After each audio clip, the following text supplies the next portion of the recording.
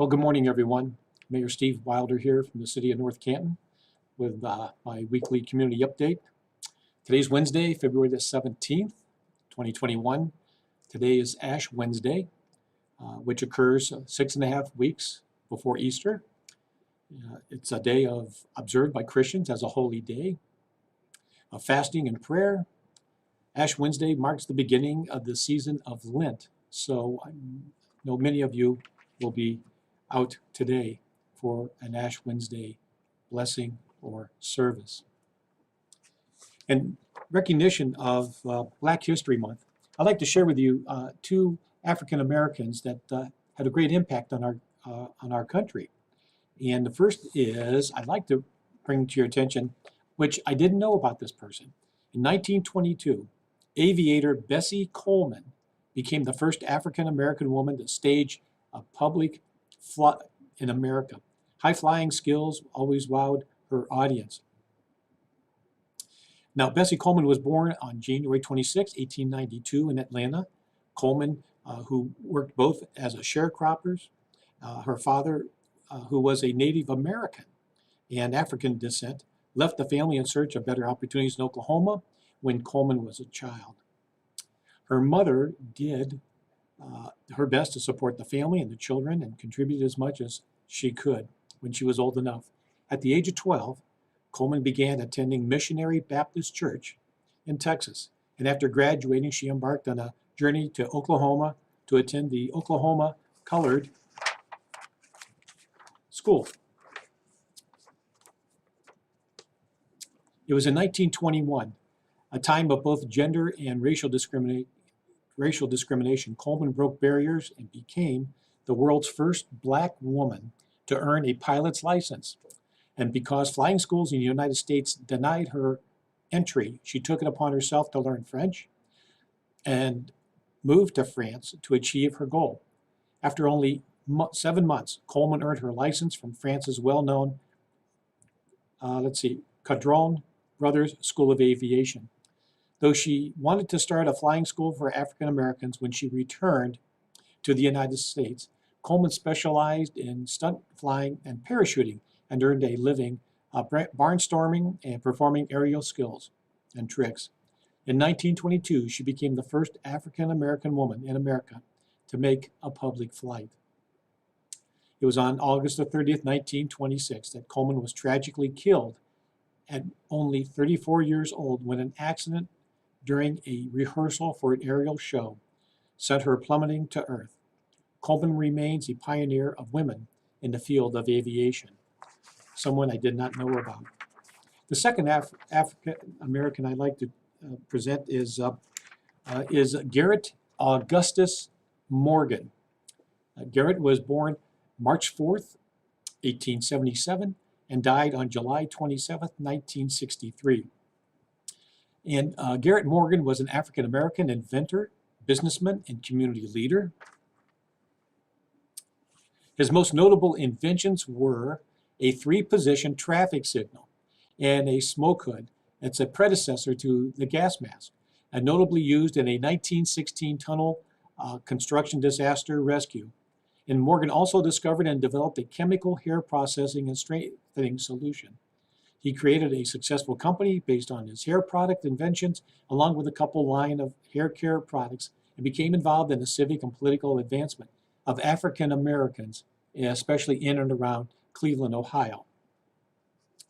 Morgan was born in 1877 in Claysville, Harrison County, Kentucky, an almost exclusively African American community outside of Paris, Kentucky. His father was Sidney Morgan, a son and freed slave of Confederate General John H. Morgan of Morgan's Raiders. His mother, also a freed slave, was Elizabeth Reed, daughter of Reverend Garrett Reed, and she was part Native American. He had at least one sibling and a brother named Frank, who helped in 1916 Lake Erie Tunnel Rescue. And Morgan received education up to 6th grade at Branch Elementary School in Claysville, then moved in search of work at the age of 14 to Cincinnati, Ohio.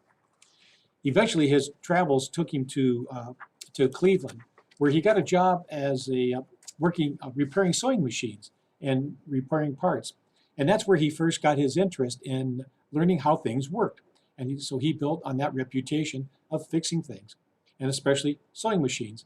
And his first invention developed during this period was a belt fastener for the sewing machines. Well, let's fast forward to, to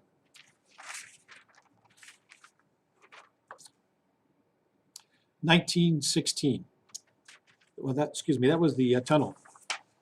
Here we go. Let's fast forward to August the 5th, 1914.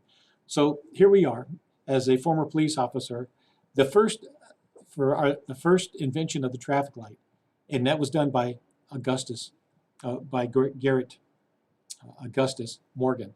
The first American-made automobiles were introduced to consumers just before the turn of the 20th century, and pedestrians, bicycles, and animal-drawn wagons and motor vehicles all had to share the same roads. And to deal with the growing problem of traffic accidents, a number of different versions of traffic signaling devices began to be developed simultaneously starting around 1913. So it was actually on August the 4th, 1914, that the inventor of the first traffic signal that was put on Cleveland Avenue in Cleveland, Ohio, at Euclid Avenue and East 105th Street, and that was done by and invented by Garrett Morgan. So there you go. A little bit of information for you. Well, as we get into business here for the city of North Canton, again, the Regional Income Tax Agency is handling any questions that you might have concerning tax returns. You can go and call them at 1-800-860-7482 or go to www.ritaohio.com and for information if you have any questions about your income tax forms this year. Well, folks, Stark County cases are trending down, thank goodness. But we are still at a red status, and I just want to make you aware of that the hospitals are reporting less admissions and less admissions in the ICUs and less use of ventilators. So that's good news for us. But we still have to keep our guard up and just keep that in mind. Well done to the bar and restaurant owners. Statewide curfew was lifted, and now you can serve alcohol and beverages, alcoholic beverages now during your normal closing hours, either 1 a.m. or 2:30 a.m. I'm pleased to announce that the North Canton City School staff and employees, the school district, has received their first round of vaccines, and that went very, very well. It took a lot of logistics on the part of the administration, but we're fortunate to have our educators and staff with their first round of vaccinations. In regards to vaccinations for us in North Canton, again, we fall under the Stark County Health Department jurisdiction, and if you still need to make an appointment, you can dial 330-353-9010, and you'll be asked to leave a message with your information. Or again, they have a online, which is s.alchemer.com. Or you can Google Stark Health, and that will also lead you to where you can register for a vaccine. Latest news from February the 18th,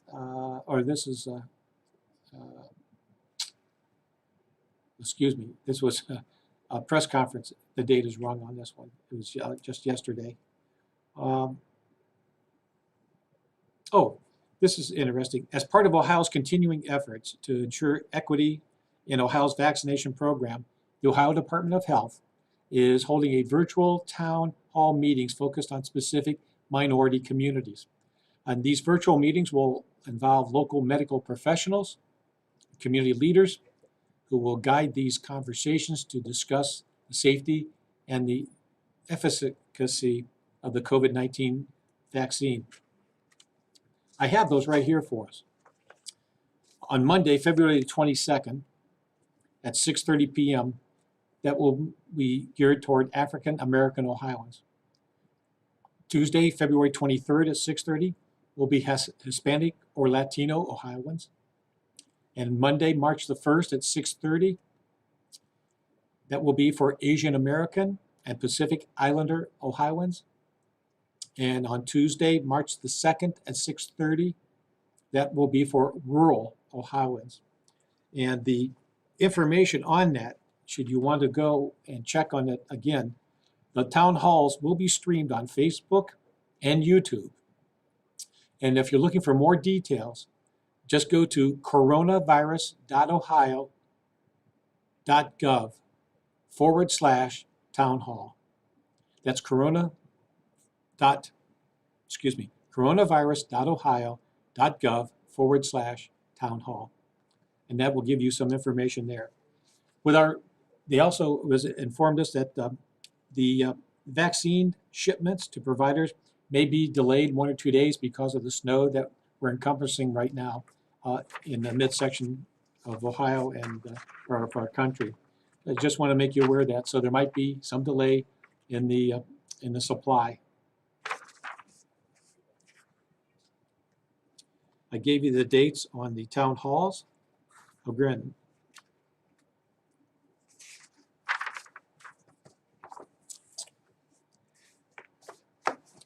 this is came through, let's see, a little while ago. This is the addendum to the director's order that reopens bars, restaurants, and banquet and catering facilities and services to dine-in service with certain exceptions. That was came through on February the 11th, 2021. Just as a friendly reminder, the food service operations must comply with the following. Customers must wear facial coverings while using self-service food stations or in line for self-service food stations. Those unable to wear a facial covering must be served by an employee. Buffet tables, salad bars must be spaced a minimum of 6 feet away from customer seating tables, and lines must not extend into seating tables or areas. The customer flow at a buffet table or salad bars must move in one direction with a beginning point and an ending point.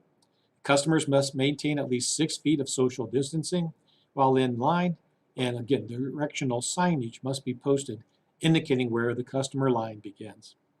Hand sanitizer must be placed at the self-serve food stations, including at the front of the line and end of the line of the buffet tables or salad bars, and used by customers prior to or after serving themselves. At least 6 feet of social distancing must be maintained between seated customers and customers in line for a buffet, salad, and that has to be monitored by the employees. Serving utensils must be replaced or cleaned and sanitized at least hourly. It is recommended that customers use disposable napkins, tissues, wax paper, and etc. when handling serving utensils, and operators of self-service food stations are encouraged to make them available. A trash receptacle should be conveniently located. And of course, commonly touched surfaces must be cleaned and sanitized frequently. Just so if you're going to eat out, just keep those things in mind if you're going to a salad bar. In preparation for spring, I just want to share with you some things for some activities I think that we might be getting back to having greater participation in this year is the All Sports Camp, and that's going to be at Walsh University at Hoover Park and Green Intermediate School. So just kind of keep those things in mind that if you're looking for activities for your kids, there's information. If you go ahead and just go online and look for All Sports Camp in North Canton, and let's see, there is a phone number that you can contact at 330-327-8675. And here's an email for you for the events at Hoover Park. It's simply hooverpark@allsportscamp.net. That's hooverpark@allsportscamp.net. And for Green, it's info@allsportscamp.net. And there's plenty of information for you there. So, folks, let's hope that spring will be here soon enough, and we'll get back into some sporting things. Softball is a big sport here in our area. We have some of the best softball players in the county here. maybe even in the nation. But I just want to pass on to you that the North Canton Fast Pitch Association, they have a due date of March the 6th. If you want to register your child, and of course, an early bird rate is $99, and that's before March the 6th. And if you register after the 6th, it goes up to $125. And you can go online and look for their form to fill out and submit it. Or if you're going to mail by check, I did find an address for you. It would be North Canton Fast Pitch Association, 1453 Wilbur Drive, Northeast, North Canton, Ohio, 44720. That's 1453 Wilbur Drive, Northeast, North Canton, Ohio, 44720. And that's the fast pitch. And we don't want to forget about our Little League. Again, we have some of the best teams and ball players in the county and in the state. So the North Canton Little League, again, if you want to just go online, you could Google that, and you'll be able to find out what their schedule is for the 2021, their rules and regulations, their schedule, and also they'll have a registration form for you too. And let's see, I think they have some cutoff dates too. Let's see real quick here. Starting March the 1st, they'll charge a $25 per player late registration fee. Wow. So, and the season's going to run March 29th through June the 25th. Opening day is scheduled for April the 24th, 2021. So, and that's at 11 o'clock at the Hoover Field. So if you want to get your kids registered, you may want to start right now and start logging in and finding that. Today's Wednesday. Our North Canton Farmers Market is open at 3 to 6 p.m. Stop up, take a look. The vendors are still they're hard at work, okay? And they certainly welcome anybody that comes in there, especially some of the regulars. I'll give you a heads up. A week from today, on the 24th, the North Canton Cares Pantry is going to be at the North Canton Farmers Market. And anyone can come and get vitamins, over-the-counter medications, cosmetics, beauty products, hair dye, hair care products, cotton balls and swabs, nail care, and much more, all for free. And that's why supplies are limited, so first come, first serve. So the North Canton Cares Pantry has a lot of health care products that they would like to give away back to the guests and to the community. So they've partnered with the Farmers Market in North Canton Kmart, and so stop in and see them. Well, folks, that's all I have for you today. Just a couple things about snow removal. This comes up. I understand. We do our best to keep our roads clean.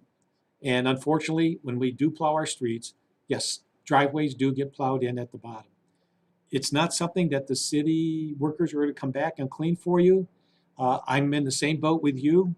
I have to get out and clean off the bottom of my driveway myself. But our goal is to keep our roads clear and clean and traffic safe. So I empathize with you. I'm sorry that it happens, but it does. The other thing I'm going to ask you to do is do your best to clean your sidewalks.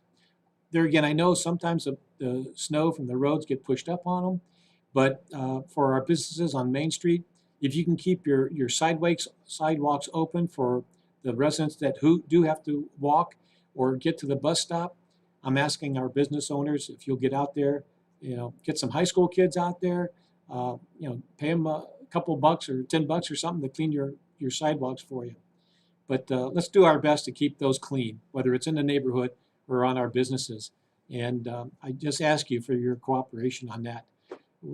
Hopefully we only have about another month of the heavy snow, but let's just do our best to keep our sidewalks clear for anyone who's got to traverse on them. As always, I want you to stay safe and keep well. We're going to get through this thing. I think better days are ahead of us. And watch out for the cold. Take care of your pets and your animals. Make sure they have food, shelter, and water. Take care of yourselves. Check on your neighbors, please. If you haven't seen them. But most of all, just remember, I have faith in our community that we care for one another. Better days are ahead. We're going to get through this thing. Be patient with the vaccinations. Supply and demand is a key role here, and we'll just do our best to take care of our community. So with that, take care, stay safe, have a good rest of the week. Thank you.